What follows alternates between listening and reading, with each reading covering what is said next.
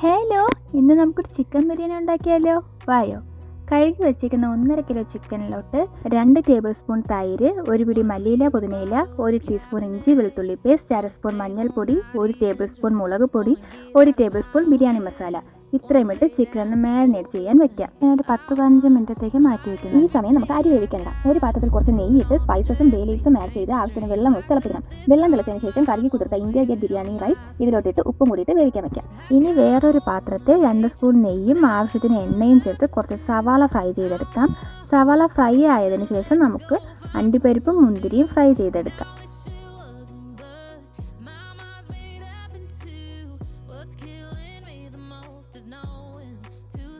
ഇനി അതേ എണ്ണയിൽ തന്നെ സവാള ഉപ്പിട്ട് വഴറ്റിയെടുക്കാം. ഞാൻ 5 സവാള എടുത്തിട്ടുണ്ട്.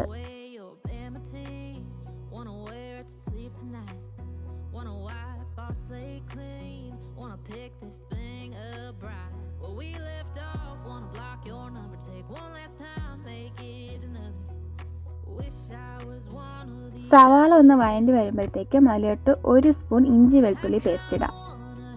ശേഷം പച്ചമുളക് ചെറുതായിട്ട് അരിഞ്ഞതും കൂടി ഇതിലോട്ട് ചേർക്കാം. ഇവരെല്ലാം ഒന്ന് സെറ്റായി വരുമ്പോഴത്തേക്കും 3 തക്കാളിയും കൂടി നമുക്കൊന്ന് ഇട്ട് കൊടുക്കാം.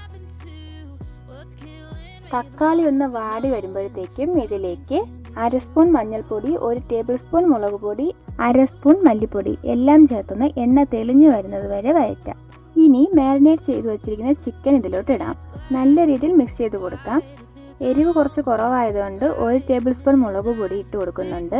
1 ടീസ്പൂൺ ബിരിയാണി മസാലയും.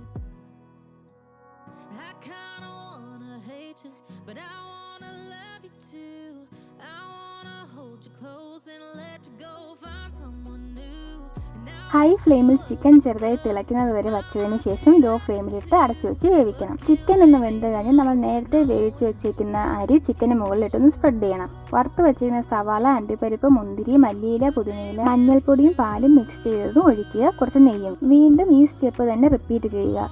ഇനി ലോ ഫ്ലെയിമിൽ അടച്ചു വെച്ച് ദം ഇടുക. എൻ്റെ കയ്യിൽ അതിനുള്ള സാമഗ്രികളൊന്നും ഇല്ലാത്തതുകൊണ്ട് ഞാൻ നമ്മുടെ ഇടികല്ല് അടുപ്പിൻ്റെ മുകളിൽ വെച്ച് 10 മിനിറ്റ് ദം ഇട്ടു.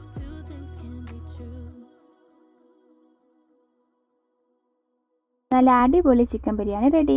ആദ്യമായിട്ട് കാണുന്നവരൊന്ന് ലൈക്കും ഷെയറും കമൻറ്റും സബ്സ്ക്രൈബും ചെയ്യണേ. വീണ്ടും കാണാം.